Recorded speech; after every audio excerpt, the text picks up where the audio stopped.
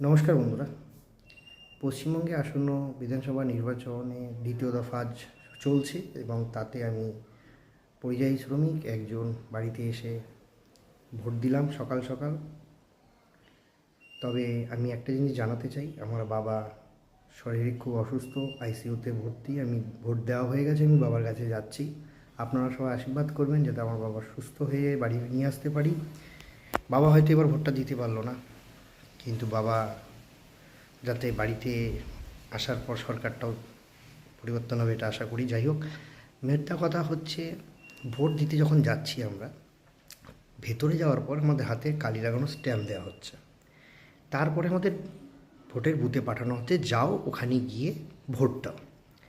তো যথারীতি আমি ভেতরে গিয়ে যে মেশিনটা আছে, যে মেশিনে আমরা ভিভিআই প্যাড যেটা বলে, যেটাতে আমরা ছাপ দিই আমাদের চিহ্ন পছন্দ করে, সেখানে গিয়ে আমি যখন ভালো করে দেখলাম, সেটা হচ্ছে অনেকগুলো প্রার্থীদের আছে, মিনিমাম 5-6 জন আছে।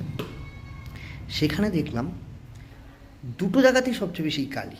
মানে আমি 20-25 জনের পরেই ভোট দিয়েছি প্রথম সকাল সকাল। তো গিয়ে দেখছি টিএমসিতে কিছু ভোট পড়েছে, কিছু বিজেপিতে ভোট পড়েছে।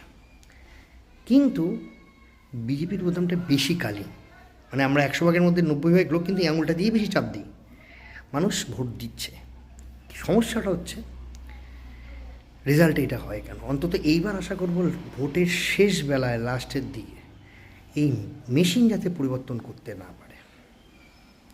আপনাদের কাছে আমাদের অনুরোধ থাকবে, কারণ টিএমসি প্রার্থীরা দেখছে যে মেশিনে বিজেপির চিহ্নে বা বিরোধীদের চিহ্নতে বেশি কালির চিহ্ন,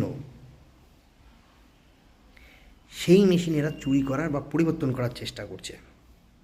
এবং এর মধ্যে অনেক লোকের মিলিত আছে। কতদূর পরিবর্তন করতে পারবে এই মেশিন জানি না। টিএমসির এজেন্টরা মেশিনের, যখন মেশিন আসছে সেই মেশিনের নাম্বার তাদের কাছেও আছে। সত্যি কথা বলতে প্রতিটা বুথে বিরোধীদের এজেন্ট নেই,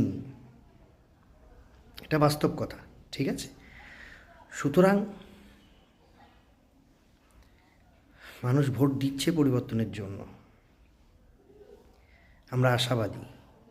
কিন্তু এরপরও যদি চুরি না আটকাতে পারি, সমস্যা আছে। হিন্দুরা দেখো, এরপর কিন্তু কোণঠাসা হতে বেশি দিন লাগবে না। এখনও আমার ভিডিওটা যে সমস্ত ভাই বোনরা, দাদারা, মারা, কাকিমারা দেখছেন, আমি হিন্দু মুসলিম করার জন্য ভিডিওটা করিনি। আমি শুধু একটা কথাই বলছি,